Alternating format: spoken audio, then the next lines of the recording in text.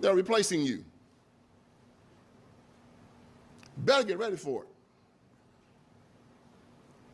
The white Anglo-Saxon Protestant is their enemy.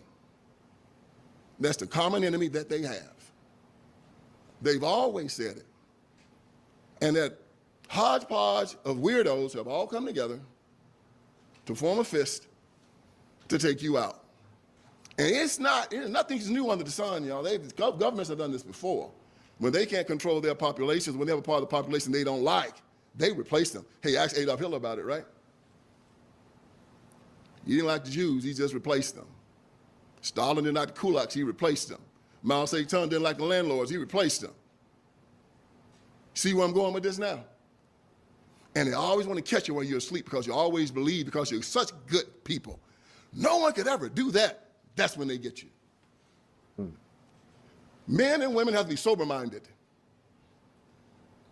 The reason why me and my family has excelled in the United States of America is because I always see them coming. This brother is powerful. I am surprised that I have just been introduced to him maybe within the past month or so. But I am so glad that I have been fortunate or blessed enough to find this brother and to be able to present him to you guys. Before we get into the video, please like, share, and subscribe to the channel. Drop me a comment down below. I appreciate all the love and support. We're on the road to 100,000 subscribers. Praise the Lord. And I appreciate each and every one of you guys supporting the channel, sharing the content, and just dropping comments that it continues to encourage me to do what I am doing. Without further ado, let's get into the video. Well, hello! I am so happy to be here with you tonight. I heard y'all been kind of looking for me, right? Well, I'm here. And I was around your beautiful city today, and I walked around it, and it's just beautiful, and I think I brought the heat with me. It's beautiful here. You know, our 16th president, Abraham Lincoln, he was a country lawyer. He's talking to the jury, and he asked him a question. He said, if you had a dog and you counted his tail as a leg, how many legs would the dog have? The jury said, 5. He said, no, still be 4, because the tail is still a tail. Because you call it a leg doesn't make it a leg. It is still a tail. This is kind of what we're talking about here tonight. Just because you call something something doesn't mean that that's what it is. We've gone into a level of abject insanity here in America, and it's got to be dealt with. Man, I was walking through the city today, just enjoying the weather and enjoying the people, and I saw this mural on the side of the parking garage. It caught my attention. And it said, weaponize your privilege to save black bodies. And then it got a black man on it, looked like he dead. And I was seeing some of the students, and I was saying, hey, what is that about? And a lot of them didn't know. And then one young lady said, I think it came from the Black Lives Matter protests and things that were going on here. And I said, weaponize your privilege. So who are they talking to? And she said, well, I think they're talking to white people.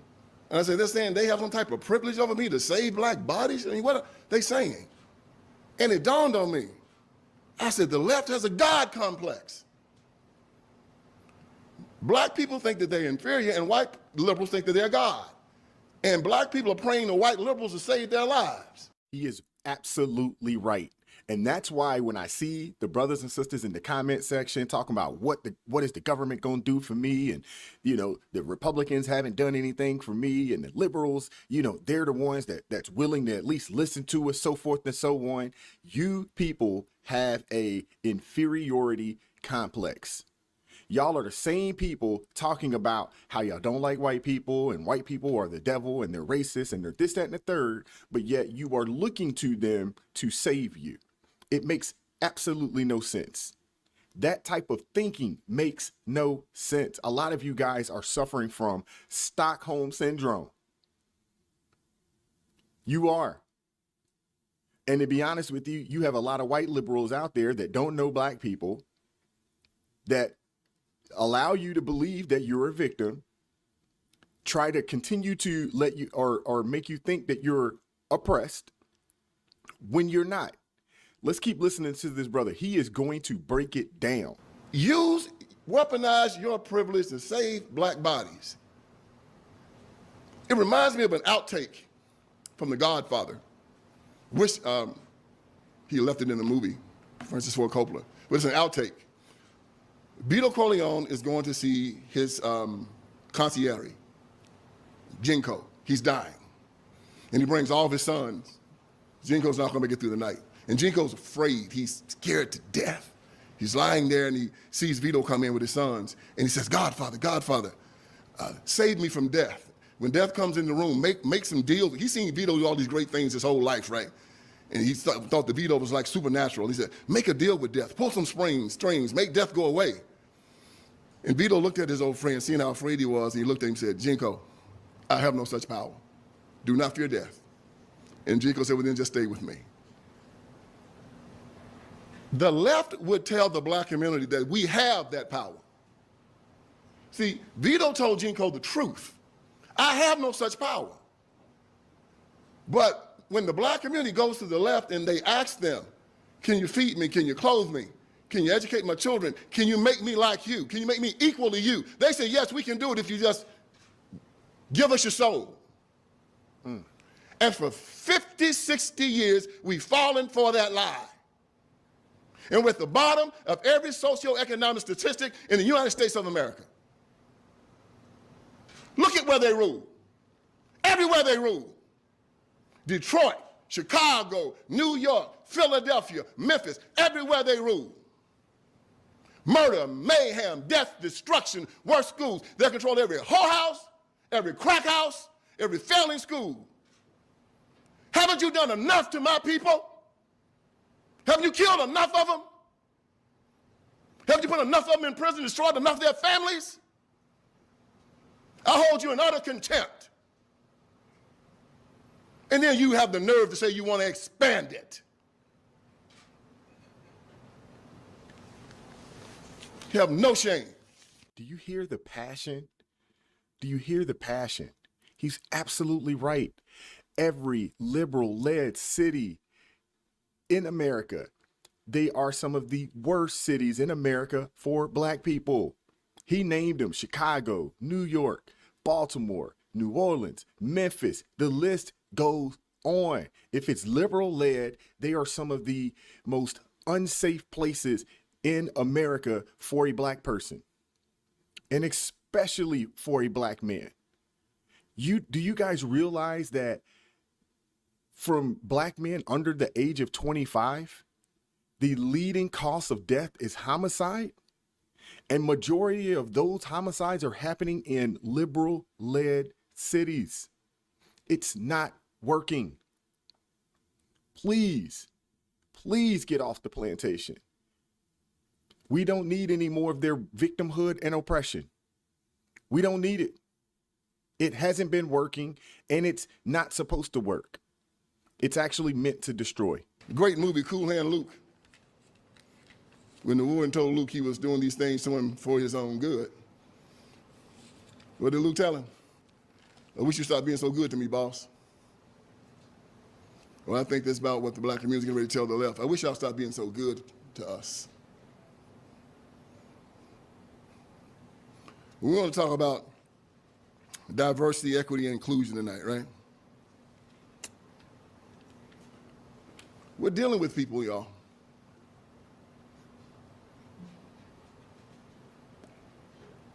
who, at this present time, do not believe in science. Our Declaration of Independence say that we hold these truths to be self-evident. What is self-evident? That means that I shouldn't have to explain this to you. That's what self-evident means. There are some truths that are self-evident. That's a tree. No, it's not. Man, I ain't gonna argue with you about that. If you don't have enough sense to know that's the tree, you know. That's the sun. No, it's not. Dude, that's the sun. No, it's not. No, I mean, Thomas Jefferson said some truths are self-evident. That all men are created equal. I shouldn't have to argue with you about this, okay? Oh, no, not with the left. No, no, no, no, no. You can tell them the science says a woman has excess chromosome, man has XY. No, they don't. And you just look. It's fluid. Gender is fluid. So I can tell you today that I'm a woman, right? Yeah. And I can go to a woman's bathroom. Yes, you can. And then tomorrow I can tell you I'm a man. Yeah. See, it's insanity. And what we've done, we have become too politically correct to call it exactly what it is. We want to engage them in some type of intelligent conversation. Instead of saying, look, man, you need help. You need, you need to go to a psychiatrist. We need to put you in an institution. Something is wrong with you. The inmates are running the asylum. It's like anything else. Hitler gets power. What did he do? He bring a bunch of psychotics around him. A bunch of crazy guys. And then they went to destroying the whole world. Stalin gets power. What does he do? Since he's crazy, brings a bunch of crazy guys around him. They go to killing their own people. Mao Zedong gets power. And what does Mao do? Brings a bunch of other crazy people around him. And they start killing everybody in the 60, 50, 70, 80 million people in China. Hell, Castro got power. What did Castro do? Brought a bunch of crazy people around him. Started killing people in Cuba, just blowing people's brains out. Him and Che Guevara just went to town. Pol Pot, you name it. Somehow or another, insane people get power. And when they get power, they do crazy stuff. You take it all the way back to Nero, man, when he made his horse a consulate. We are living in that time right now, where insane people have gone at power in media and in government.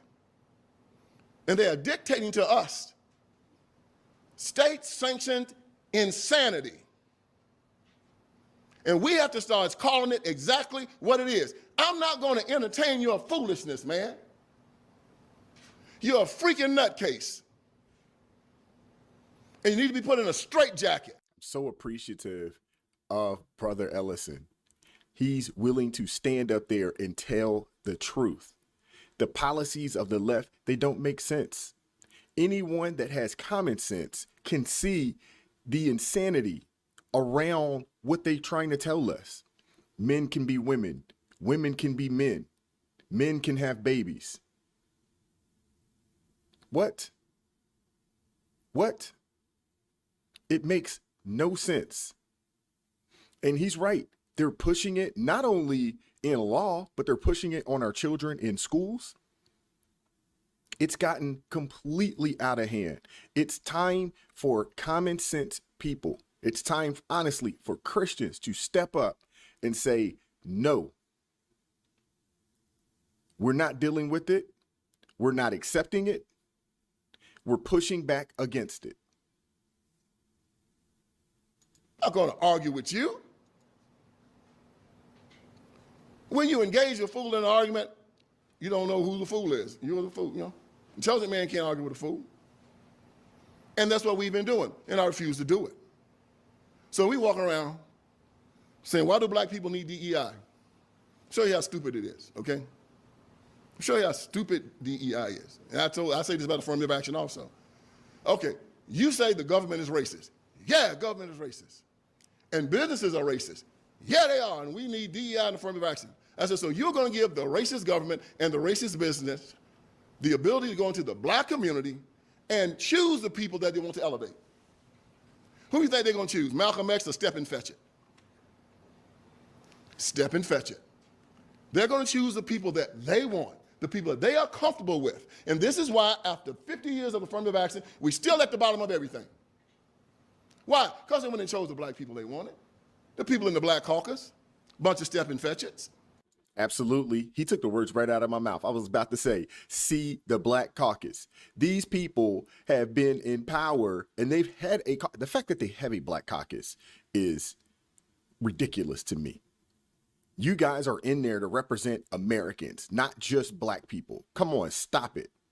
But I don't know if you guys knew this, but if you are a Republican and you're black, they won't allow you into the black caucus. So why won't they just call it what it is? It's the black liberal caucus, because if you are a black conservative, they will not accept you. That just lets you know how intolerant the left is. They want all of us to be tolerant of their foolery, their debauchery. But they are some of the most intolerant people on the planet. What do? Black schools are the worst schools in the history of the world. 85% of the people are not proficient in reading or math. You can bring in school choice. No. Why don't you want school choice? Because, well, they won't tell you this, the teachers' unions give 99% of their money to these guys, and these guys what? Then take care of the teachers' union and give them a monopoly. So, you got a war zone going on down in the ghettos. Why don't you let people arm themselves and defend themselves? No. Why? Well, man, if you arm yourself, you can't keep, what's going to happen when we want to sell the dope on the street and let the illegals in? The people defend themselves, so we can't do that. Well, the people are Christian and they're Muslim and they're Jewish. Why don't you let them pray their religion? No. You kick God out of the schools, brought the drag queens in, put the Bible out to school, brought the porn in, took discipline out to schools. Now what you got? Children cussing out the teacher, fighting, raising hell, smoking blunts. And when you ask them to change it, no, because that's exactly what they want. Mm-hmm. Based on that, I said before, I'll say it again, loud and proud, perpendicular on the square, that the left are nothing but a cabal of perverts, liars, psychopaths, and anti-Christian bigots. All they do is meditate on blood. They see what's coming over that border. Sex trafficking, fentanyl killing 100,000 Americans a year. And they will not stop it. They'll let Ukraine go down. Hey, if you just stop what's going on at the border, we're giving the money for Ukraine. No. You know why? They're replacing you. Better get ready for it. The white Anglo-Saxon Protestant is their enemy. That's the common enemy that they have. They've always said it. And that hodgepodge of weirdos have all come together to form a fist to take you out. And nothing's new under the sun, y'all. Governments have done this before. When they can't control their populations, when they have a part of the population they don't like, they replace them. Hey, ask Adolf Hitler about it, right? He didn't like the Jews, he just replaced them. Stalin didn't like the kulaks, he replaced them. Mao Zedong didn't like the landlords, he replaced them. See where I'm going with this now? And they always want to catch you while you're asleep because you always believe because you're such good people. No one could ever do that. That's when they get you. Men and women have to be sober-minded. The reason why me and my family has excelled in the United States of America is because I always see them coming. I was born on a cotton plantation in Haywood County, Tennessee. My father was a sharecropper when I was born. The most violent Klan faction in America was the Tennessee Klan. The Grand Wizard of the Tennessee Klan lived in my hometown, Brownsville, Tennessee. I didn't know this until I was reading David Garrow's piece in Standpoint Magazine about Martin Luther King Jr. He was talking about the FBI files and how legitimate they were. And he mentioned that, and it almost blew me. I said, what, he lived in Brownsville? Here's the thing. I called my dad and asked my dad about it. I said, Daddy, did the Grand Dragon of the Ku Klux Klan live in Brownsville? He said, yeah. I said, you know where he lived? He said, yeah. He lived right down. He told me exactly where he lived. I said, why didn't you ever tell me? He said, it did not matter, because he wasn't going to bother me, because I'd have blown his brains out. You see that? Oh, but we was all supposed to be scared back then. My father, it did not matter. It had no effect on him whatsoever. I'd have blown his brains out if he'd come near me. That's how I was reared.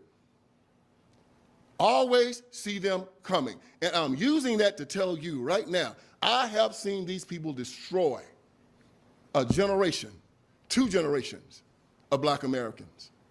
We've been like a scientific test for them so they can then put it all over the United States of America. They know how to do it now.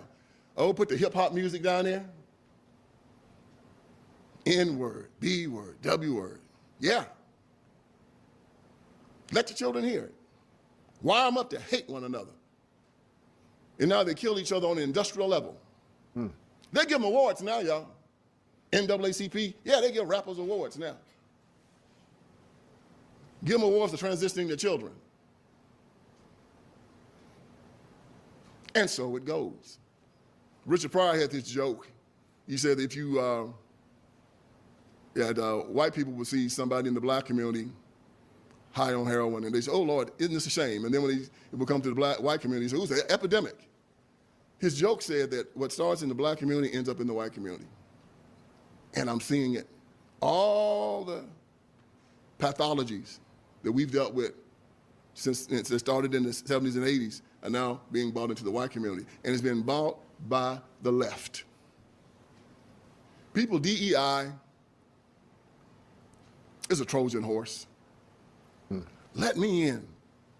Let me in to choose your leaders and choose the people to elevate. Let me in.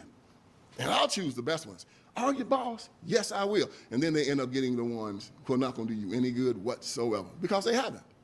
Have they? They haven't. See, the proving ground, you guys, is the NFL, NBA. America accepts those young men on the football and basketball field because they know they all earned it. We have no doubt. This is why the Super Bowl we watched the last time was the most watched TV show in the history of television. All those black men out there on the football field, and everybody just cheering, cheering, cheering. You know why? Because you know all of them earned their right to be out there.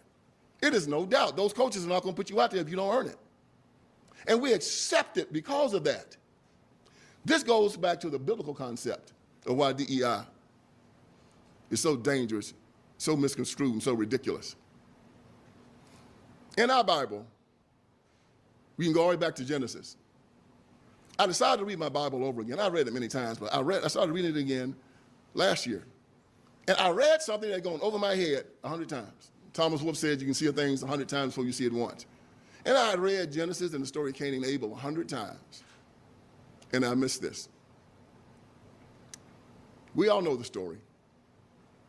Cain was angry because God had accepted his brother Abel's offering and it turned down Cain's. God, understanding that Cain was angry, went to see his grandson and confronted him. And he gave Cain an insight into how the human mind works, how he had wired it up. He said, Cain, why are you angry? If you do well, will you not be accepted? And if not, sin waits for you at the door to master you, but you must master it. Think about that. God said, if you do well, will you not be accepted? Y'all, that kills DEI it kills it. And it is proven to be correct every time. Jesse Owens goes to Nazi Germany in the 30s and beats Adolf Hitler. He gets a ticker tape parade in New York City. You can see it online. Just hundreds, thousands of people out there just cheering him. Black man beating a bunch of Nazis and Americans. Joe Louis knocks out Max Melling in Yankee Stadium at the eve of World War II. And everybody cheers Joe Louis, a black man. You have Jackie Robinson knocking his home runs. He finally gets called up by Branch Rickey. And then he becomes so good that nobody in baseball, no one in Major League Baseball can ever wear his number again. Number 42 is retired forever. Nobody can wear it. Muhammad Ali, shuffling, hitting, jabbing. They tried to put him in jail, took everything he had. But at the end of his life, he said, I am the greatest. What's on his tombstone? I'm the greatest. Why? They all did well. DEI on top, they let us choose. You can't do well. You can't do it on your own. They have the nerve to say that they're superior to me. If you say you have some type of privilege over me, you're telling me you're superior to me. That's interesting, isn't it? I got a room full of mostly white Americans in here right now. Which one of y'all got privilege over me? I want to see you. Oh, nobody standing? White supremacy. Which one of you is supreme over me? And we're correct. You know why? No one can be superior to me because I'm an heir of Jesus Christ and I'm a child of God, same as you. We are all equal. We are all brothers and sisters. We all have gifts. We're not like a herd of animals who all are the same and do the same thing. God made us all so completely different. Oh my goodness, one person can play a piano, one person can sing, one person can cook, one is a doctor, one is a mechanic, one is an HVAC man, one is a landscaper, and we make this beautiful society, and our job is to elevate each other's gifts. Elevate them. We are here to find, what do you do well? God gave you something. And when you find it, man, that's a beautiful thing. If you're a lawyer, God, I want you to be a good lawyer because I don't want to be going to jail because you're not going. If you're a doctor, I want you to be a good doctor because I don't want to die when I lay on the table with you, man. If you're a good cook, oh, God, I love you. I want to pay my money. I want to eat my meals. Oh, man, here's a good tip, you know? The world is beautiful when we do that. But instead they want to say, oh, I don't have what I am supposed to have because of you. You don't have the power to hold me down. Walking around, looking at somebody I don't know, pointing at them, telling them, you held me down. No.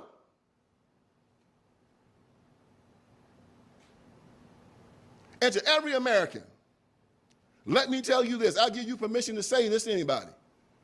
If somebody comes up to you and tells you that you are responsible for where they are in their life, you tell them this. You say, let me tell you something, man. If you need a good preacher, I'll help you find one. If you need a good job, I'll help you get one. If you need a good education, learn to read and write, I'll help you, I'll teach you myself. But I will not live in condemnation for you. You're going to not make me feel bad about your trifling behavior. And if you don't want to accept that, if you come and try to take anything from me or mine, I got two things that'll get you off of me, and that's Jesus and my 38. You better not try me.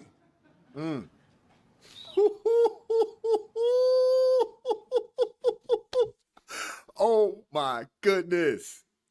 Wow. That's the message, y'all. That's how you help your brother. And then stand there and say, now what you want to do? What you want to do? Nobody's scared of you.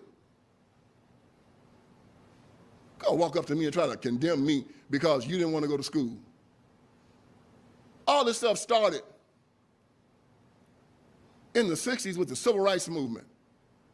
Black people were making gains, y'all, and I wrote this in my first book, Iron Triangle, and I wrote it in 25 Lies.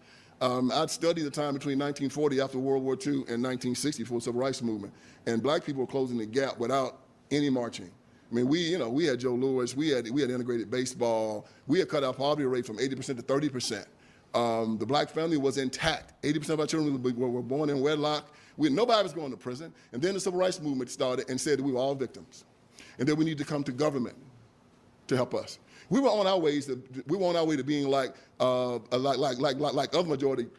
minority groups in America, the Jewish people, Asian people, people that descended from India, set aside but doing better than the white population. And then the civil rights movement happened. And now if you look at black America, they've rejected it. The whole concept of believing that you could force compliance, force people to accept you, was insanity. You can't do it. It has to be a natural affinity for one another. You have to learn to love one another. So how is it supposed to work? All right, Martin Luther King walks up there and he says, and I saw this at the Lorraine Motel. I was there doing some research. They turned it into a museum. And they were looping his I Have a Dream speech. And I'd heard that speech 1,000 times. This time I heard it different because Kaepernick and all these guys were kneeling. They were angry. And I was born on a cotton plantation, and I'm not angry, right? What are these guys angry about? And I heard King say something that I said, that's the poison pill right there. King said, 100 years after the Emancipation Proclamation, the Negro is still not free. That is a lie. I was born free. According to John Locke, in his second treatise of government, my freedom is a gift from God. It is an unalienable right. That's why Thomas Jefferson used it in the Declaration of Independence. It's unalienable. It's given to you by God, not by government. It is irrevocable, non-transferable, and unsellable. So people say, well, they put you in jail, have they taken your freedom? No, they have not. They've taken your liberty. Freedom is here. While you're in their jail, God is still going to hold you responsible for everything that you do. If you lie, if you steal, if you kill somebody, how you conduct yourself. Your freedom is here.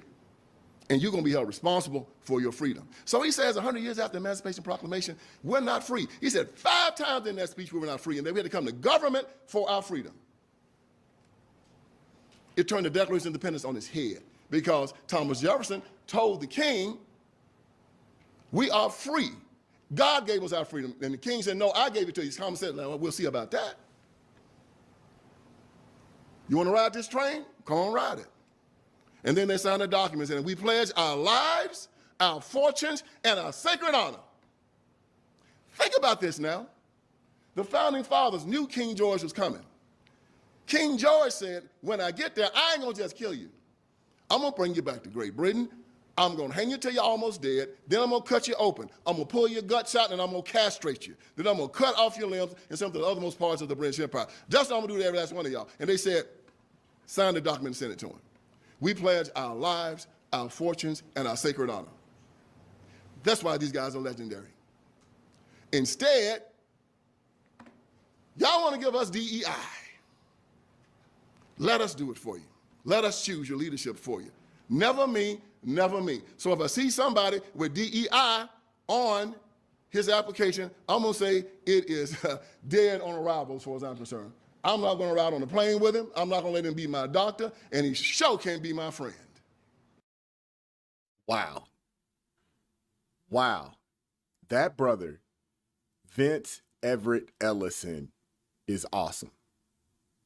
He said a whole heck of a lot. And I agree with everything he said.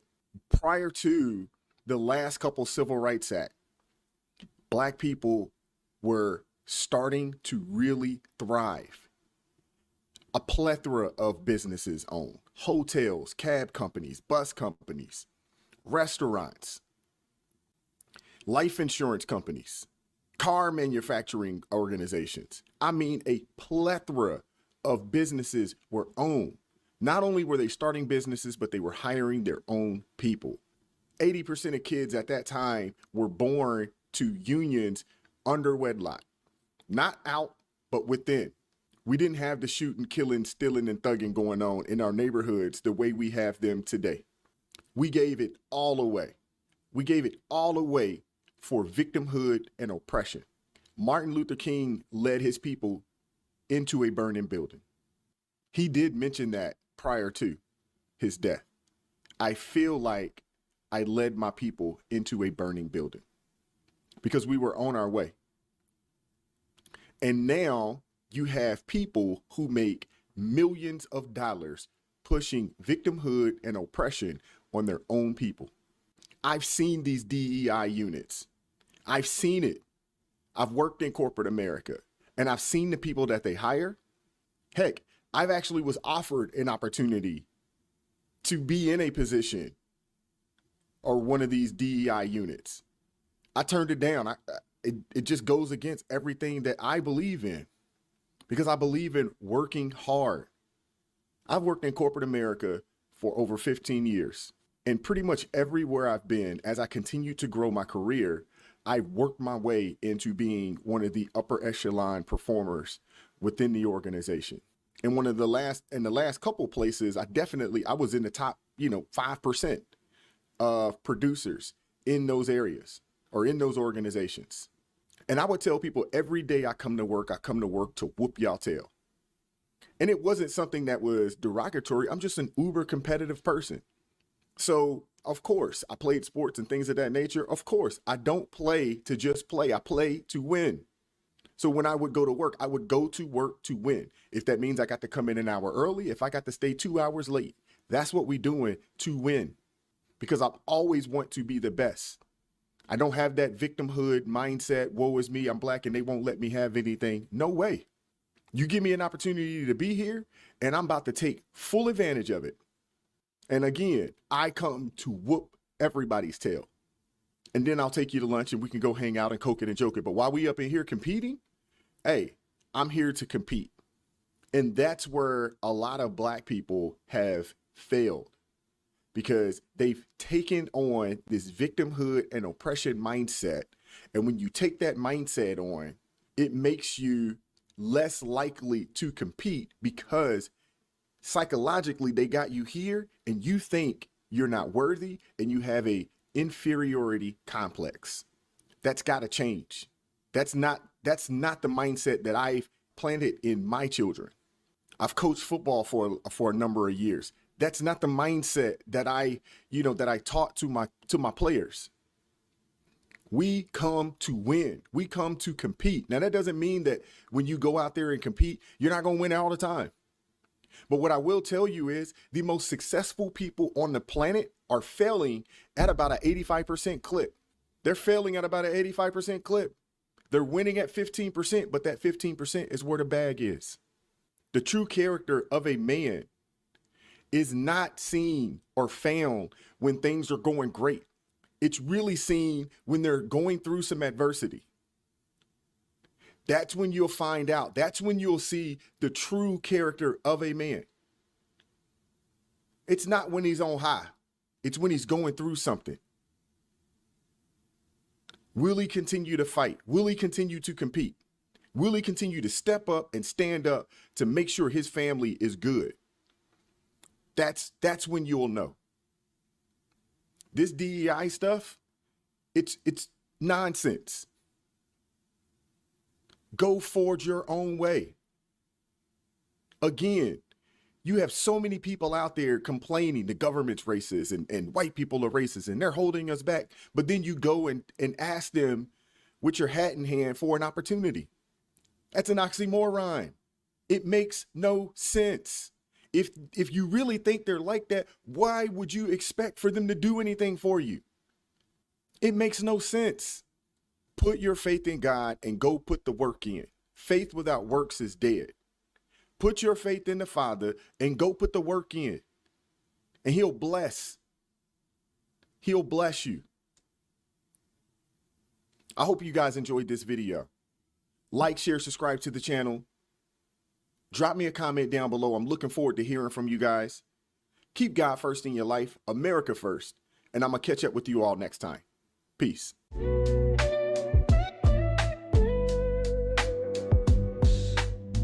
Vibes so raw, can't hide the truth.